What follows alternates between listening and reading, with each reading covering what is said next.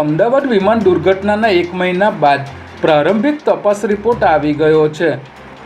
Aircraft accident investigation બ્યુરોએ 15 પાનાનો report જાહેર કર્યો છે, જેમાં પ્રાથમિક તપાસ મુજબ વિમાનના બંને એન્જિન બંધ થવાને કારણે આ અકસ્માત થયો હતો. રિપોર્ટ મુજબ ટેકઓફ પછી તરત જ બંને એન્જિન એક પછી એક બંધ થઈ ગયા હતા.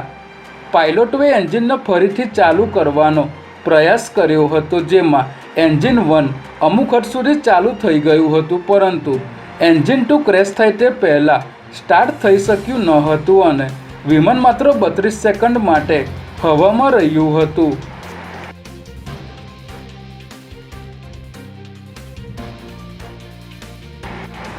અમદાવાદમાં મોડી રાત્રે 8 કરોડની લેતી દેતી મામલે પૂર્વ ભાગીદારે બિલ્ડર પર 3 રાઉન્ડ ફાયરિંગ કરતા ચકચાર મચી જવા પામી છે. પ્રાપ્ત માહિતી અનુસાર નાસિર ખાન પઠાણ અને ઝહીરુદ્દીન નાગોરીએ વર્ષ 2018થી 2021 સુધી સાથે કામ કર્યું હતું, પરંતુ રૂપિયાની લેતી દેતી મામલે તેમની ભાગીદારી છૂટી ગઈ હતી, જેથી પટવા શેરી નજીક ઝહીરુદ્દીને નાસિર ખાન પર 3 રાઉન્ડ ફાયરિંગ કર્યું હતું, જેમાં નાસિર ખાનને 2 ગોળી વાગી હતી, જ્યારે 1 ગોળી ઉજફ નામના રાહદારીને વાગી હતી.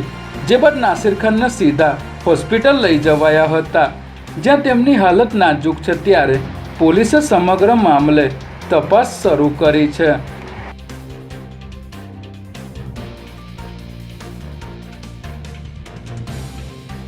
સેટેલાઇટમાં રહેતા એક આધેડની પ્રેમ સંબંધમાં થયેલ હત્યા મામલે પોલીસે એક મહિલા સહિત 3 લોકોની ધરપકડ કરી છે. આરોપીઓ ચાંદખેડાના ત્રાગડ ઓવરબ્રિજ નીચે મોતીભાઈને છરીના ઘા ઝીકી ફરાર થઈ ગયા હતા. ત્યારે ઘટનાની જાણ થતાં ચાંદખેડા પોલીસ સ્થળ પર પહોંચી હતી અને મૃતદેહને પોસ્ટમોર્ટમ માટે હોસ્પિટલ મોકલી આપ્યો હતો. જે બાદ પોલીસે તપાસ કરતા સામે આવ્યું હતું કે મોતીભાઈને થોડા વર્ષો પહેલાં એક મહિલા સાથે પ્રેમ સંબંધ હતો, જેની અદાવત રાખીને આ ઘાતકી હત્યા કરવામાં આવી છે. ત્યારે પોલીસે આ મામલે એક મહિલા સહિત 3 લોકોની ધરપકડ કરી છે.